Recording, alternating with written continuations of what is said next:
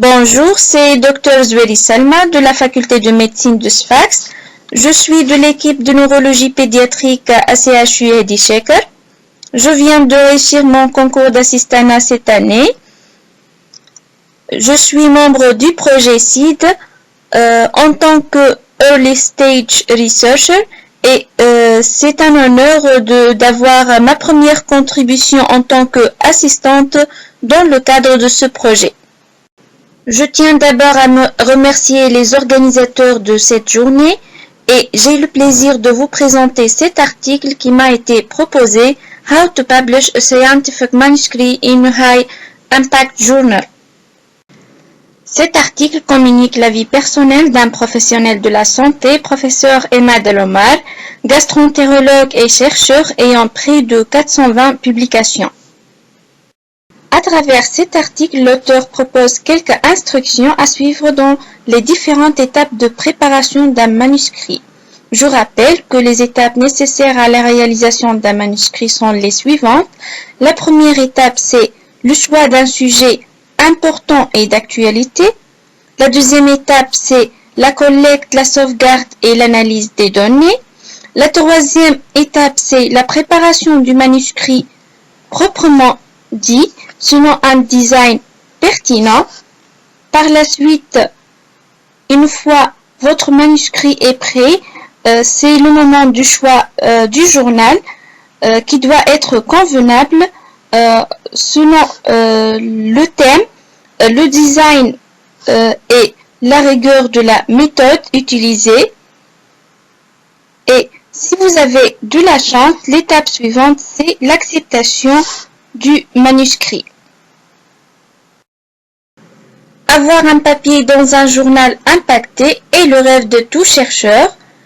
Cela paraît peut-être difficile, mais ce n'est pas impossible. En suivant quelques instructions, vous pouvez faire de votre rêve une réalité. D'une façon intuitive, un chercheur en ciblant un journal impacté doit dresser un papier de haute qualité. Pour ce faire, il peut consulter les principaux journaux auxquels il souhaite soumettre son papier pour avoir une idée sur les thèmes d'actualité attirants, les designs adoptés, mais surtout les méthodes utilisées. De cette façon, il évite toute faille méthodologique qui pourrait réduire la valeur de ses résultats par la suite.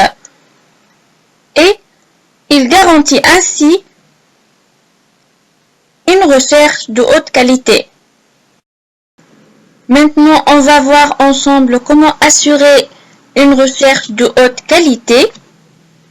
Une recherche de haute qualité ne peut se faire qu'en choisissant une bonne unité, un encadreur compétent capable de vous guider afin d'éviter les impasses avec des résultats non concluants.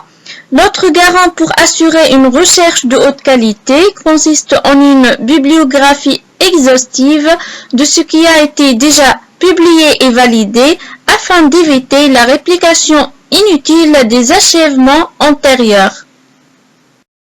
Il faut savoir qu'une recherche de haute qualité se déroule autour d'une question de recherche importante, la réponse à laquelle constitue et pose encore un problème. Pour mieux s'expliquer, une problématique importante tire son intérêt de la thématique et des aspects abordés. Par exemple, on peut décrire une pathologie encore mystérieuse, une pathologie fréquente ou bien qui impose un fardeau dans la société étudiée. Il est privilégié de cibler un champ de recherche actif pour lequel votre équipe dispose d'une expertise. La réponse à une telle problématique devrait avoir un grand impact tel que changer une conception, la prise en charge d'une maladie et la qualité de vie des personnes. Et surtout éviter les maladies rares pour lesquelles des centres dédiés disposent d'une base de données ayant un impact plus important que les case reports et les case series, et éviter les études descriptives pures sans aucune finalité souhaitée. Un autre moyen aussi prévalent pour garantir une recherche de haute qualité est d'assurer le déroulement de l'étude dans une équipe. Comme les études multicentriques, les études faisant intervenir des groupes nationaux et internationaux, de telles études sont source de résultats universels, plus valides, ayant un plus grand impact et plus intéressants à publier dans un journal impacté. On arrive maintenant à la rédaction du papier, mais avant tout, il faut élaborer votre design qui devrait être fiable et pertinent. Cette étape est importante car la qualité de votre design est le premier paramètre évalué par les éditeurs et les relecteurs. Aussi, cette étape est primordiale car il serait impossible d'y revenir au moment de la rédaction du papier. Il faut savoir que les meilleurs designs sont faits de façon randomisée en double aveugle avec deux groupes, un groupe contrôle sain et un groupe fait de malades, les deux groupes étant appareillés vis-à-vis l'âge et le sexe avec implication d'un statisticien dès le début de l'étude. Après toutes ces considérations, il est temps de rédiger le manuscrit proprement dit. Ce dernier est assimilé à une histoire avec un début, un milieu et une fin.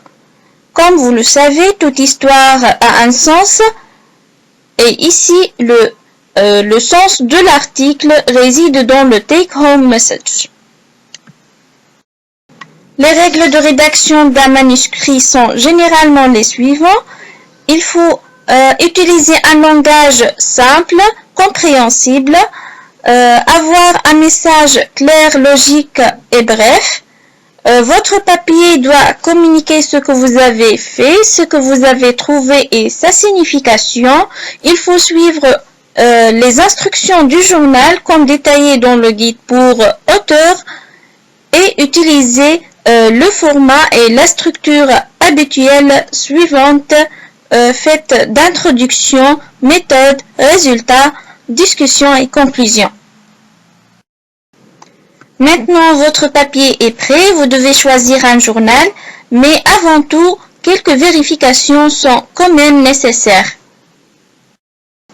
Il est conseillé de tester votre travail en demandant à un collègue non spécialiste de le relire pour s'assurer de sa lisibilité et si le message communiqué par votre papier est compréhensible.